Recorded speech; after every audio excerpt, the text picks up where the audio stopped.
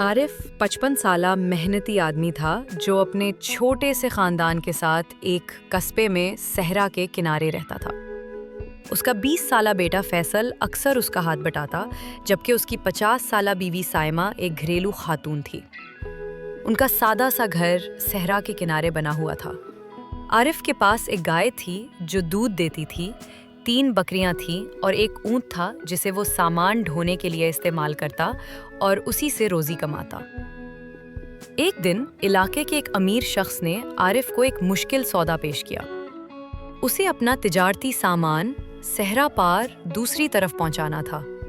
ये सफ़र तकरीबन 20 दिन का था और इतना तवील सफ़र आरिफ ने पहले कभी नहीं किया था।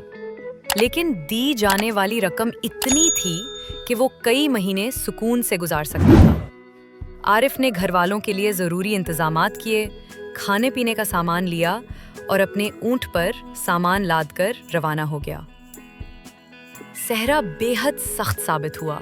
झलसती धूप, गर्म हवाएं और रेत के तूफान हर कदम पर रुकावट बने, मगर आरिफ हिम्मत से आगे बढ़ता रहा। 17 दिन की कठिन मुसाफत के बाद वो आखिरकार दूसरी तरफ एक छोटे बाजार पहुंचा। करीब ही एक नदी की वजह से थोड़ी सब्ज़ाज़ार भी दिखाई देती थी।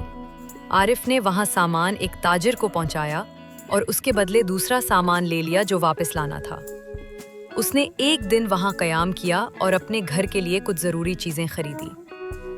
वापसी पर 5वें दिन एक खौफनाक रेत का तूफान आया जो 18 घंटे जारी रहा। तूफान के बाद आरिफ रास्ता भटक गया और 8 दिन तक सहरा में इधर उधर भटकता रहा। उसका खाना और पानी खत्म हो गया।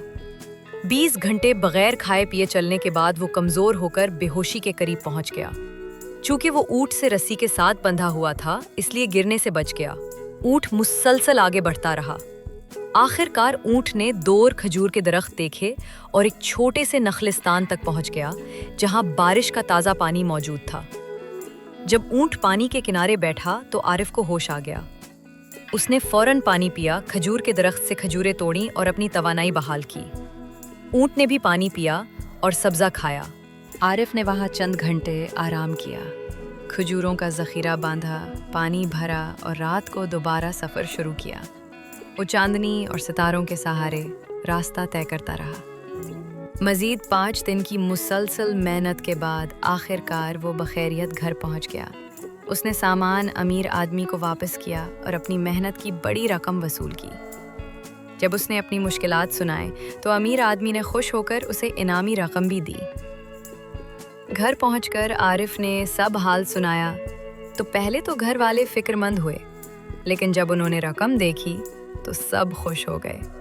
ये रकम 1 साल के गुजारे के लिए काफ़ी थी।